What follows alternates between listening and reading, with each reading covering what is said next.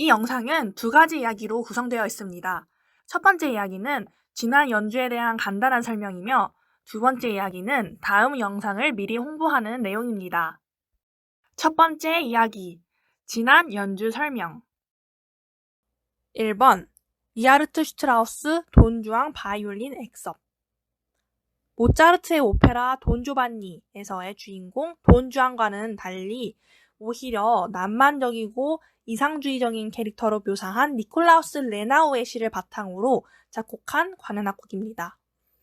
전곡 연주 시간은 20분 정도입니다. 1889년 바이마르 궁정극장에서 슈트라우스 자신의 지휘로 치러진 교향시 돈 주앙의 초연은 큰 성공을 거둔 결과 슈트라우스는 독일 음악계의 유명인으로 떠올랐다고 합니다.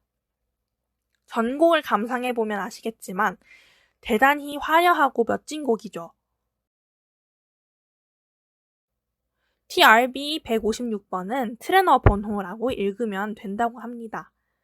프란츠 트레너라는 음악학자가 분류해놓은 리하르트 슈트라우스의 작품표를 의미하는데요. 모차르트의 작품 번호에 K가 붙는 것을 보셨을 거예요. 쾌헬이라는 학자가 붙인 목록이고 쾌헬 번호라고 읽습니다. 베토벤 바이올린 협주곡 3악장 론도. 3악장 론도 알레그로는 춤곡풍으로 기쁨과 행복의 느낌을 주는 빠른 템포의 음악입니다. 2악장 후반부의 짧은 카덴자에 이어 곧바로 론도 주제가 쉼표 없이 아타카로 이어집니다. 바이올린의 화려한 기교와 활기찬 리듬이 이 악장의 매력입니다. 후대 연주자들은 요제프 요하임, 프리츠 크라이슬러, 레오폴드 아우어 등 위대한 바이올리니스트들이 만든 카덴자를 사용하는데요. 베토벤 협주곡은 일반적으로 크라이슬러의 카덴자를 많이 연주합니다. 그래서 제 연주 영상 뒷부분에서 피아노 섭률 없이 혼자 연주한 부분이 크라이슬러의 카덴자입니다. 3번, 차이콥스키 현을 위한 세레나데 작품 번호 48번. 1880년에 작곡된 이 곡은 4개 악장 전부를 연주하면 30분 정도 걸리는 곡입니다. 전 아시다시피 가장 유명한 이 악장인 왈츠를 연주했어요. 정말 품위가 느껴지는 아름다운 곡이에요. 들을수록 우아하고 화려하고 아름다운, 그러면서도 센티멘탈한 느낌까지 가진 곡이에요. 차이콥스키는 이 곡을 스스로 왕선도가 높다고 자부하였다고 해요. 완전 공감합니다. 4번 모차르트 교향곡 39번 4악장 알레그로 아사이 쾌헬 번호 543번. 모차르트가 죽기 3년 전인 1788년 약 1개월간 쓰여진 최후의 3대 교향곡 중 첫 번째 곡인데요. 궁핍했던 비엔나 생활과는 달리 풍요롭고 밝은 곡입니다. 피날레인 4악장은 들으시는 것과 같이 작곡가 하이든의 느낌이 나는 악장으로 알려져 있어요. 5번 멘델스존 현악 8중주 스케르초 액섭. 현악 8중주는 바이올린 4대, 비올라 2대, 첼로 2대로 구성된 실내악을 뜻합니다. 멘델스존이 16살인 1825년 작곡했다고 해요. 4악장으로 구성된 이 곡은 8대의 악기가 독립적으로 연주되어 교향곡 효과를 느끼게끔 연주하라는 연주 지시가 있다고 합니다. 제가 연주한 부분은 3악장입니다. 멘델스존은 이 3악장을 괴테의 파우스트 발프루기스의 밤에서 영감을 받았다고 합니다. 많은 분들이 그의 대표적 실내악 작품으로 평가하시는데 정말 연주하기가 즐겁고 뿌듯한 곡이라고 생각합니다.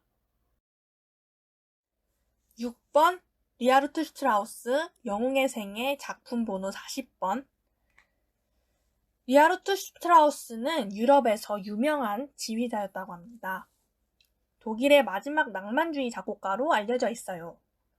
24살에 작곡한 교향시 돈주앙부터 시작된 교향시 시리즈는 이 곡 영웅의 생애까지 10년간 이어지게 됩니다. 이 곡은 총 6부로 이루어졌어요. 1부 영웅, 2부 영웅의 적, 3부 영웅의 동반자, 4부 전장의 영웅, 5부 영웅의 업적, 6부 은퇴와 완성. 여기서 영웅은 작곡가 자신을 말하는데 제가 연주한 3부는 아름다운 동반자인 아내의 변덕스러움과 그 동반자를 바라보는 영웅의 사랑을 노래하는 내용입니다. 7번 슈만 교향곡 2번 작품번호 61번 스케르초 코다 엑서. 슈만이 남긴 4편의 교향곡 중 다른 3곡은 모두 그의 생애에서 밝고 희망에 찬 시기에 작곡되었지만 이 작품만은 어둡고 혼란한 시기에 작곡되었습니다. 그렇지만 전반적인 색조는 결코 어둡지 않으며 오히려 지나치게 밝은 편입니다. 1845년 12월 드레스덴에서 이 곡을 스케치하기 시작했는데 그때 시작된 우울증과 무기력증으로 고생하고 있었어요. 제가 연주한 제2악장 스케르초 알레그로 비바체는 멘델스존풍의 활달한 패세지가 이어지는 가운데 치열함과 익살스러움이 교차하며 거칠게 질주하는 특징이 있습니다. 특히 제1바이올린은 쉴 새 없이 계속 16분음표로 구성된 아르페지오를 연주해야 하기 때문에 매우 까다로운 곡이기도 합니다.